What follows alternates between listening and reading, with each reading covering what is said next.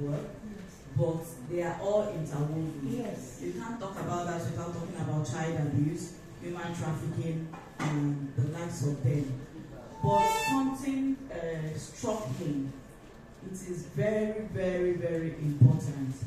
It is not enough to rescue victims of GBV or trafficked persons and empower them and just let them go. A whole lot of these people or the survivors have gone through trauma. A whole lot of them have been traumatized that if you don't take proper care of their mental health, most of them without us knowing are suicidal. But because we have we have encouraged them and we have empowered them, we let them integrate back into the society, we don't know much about their stories anymore. And that is why upon my resumption in that office, my assuming that office, I wrote to His Excellency that there is need for us to have a department that will accommodate a clinical psychologist.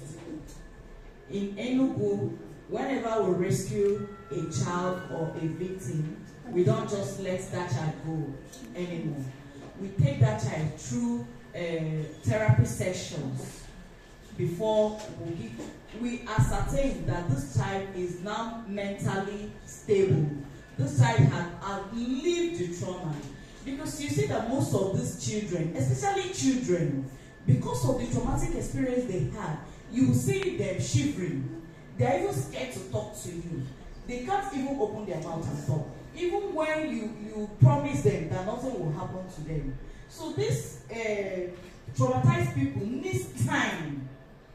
It even happen in adults. You see a woman who had been battered by the husband, who had been abused by the husband. She can't even open up her mouth to tell you what is wrong. But giving that woman time to heal, healing takes time. To heal and counseling that woman, asking some sensitive questions and promising confidentiality, not to expose. Another issue is issue of stigmatization. See her, and that is why I'm so grateful for VAPLO. And in Enugu State, we use VAPLO now. You are aware. Yes. That is what most of our magistrates and our judges use in trying people now in court. So that you that is pointing a finger at a survivor whom you should applaud, do you know what it takes for one to stand up and say, I have been a victim of this, and to use that story to encourage another person that you can survive this and you will outlive this trauma that you're going through. So for you to point at that person and make mockery of that person, you are killing that person the second time. And it's not acceptable. But it is only when that survivor has gone through counseling. I have been in a traumatic situation that if not for the help of a clinical psychologist, I may not have outlived that traumatic experience I had. But I know the work of a psychologist who helped me to outlive that trauma, that I didn't bottle it inside. All this, we are talking about insecurity.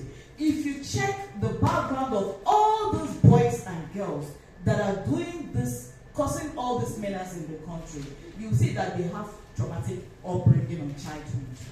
They felt the society disappointed them. They felt the society was not there for them. So they want to retaliate. They want to give back to the society what they felt the society did to them. But if those children that we are rescuing will take our time to take them through therapeutic sections, they will come out better children. They won't have trauma bottled up. And trauma bottled up at the snap of any slightest provocations, that individual will snap. That is why you see somebody just having confrontation, will break bottle and stab that person. Even the case of Agachiku, if you dig deep, you will see that she had a traumatic upbringing and childhood. So injuring somebody else is not a new thing to her. She's already used to pain. So giving out pain, you don't give what you don't have. You can only give what you have inside of you. So giving out pain is not a new thing. And that is why, for them that are in the cultists, before they join, they put the true pains. So that when they are inflicting pains on another, they won't feel it. It will be a norm to them because they have undergone such thing. So please, in our various departments, especially the Ministry of Women Affairs, I want to encourage us and urge us also to look into having a department that will have qualified clinical psychologists that will also help us. When we are done with our mediation and our counseling, I call the Ministry of Women Affairs second police station. Because there is no time you come there. There is no time that I visit and I will not see thousands of people waiting for just one person.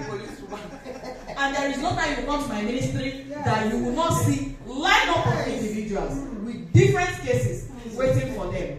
And the way you talk to them, the way you address them, even from there, start giving them the satisfaction and hope that tomorrow will get better.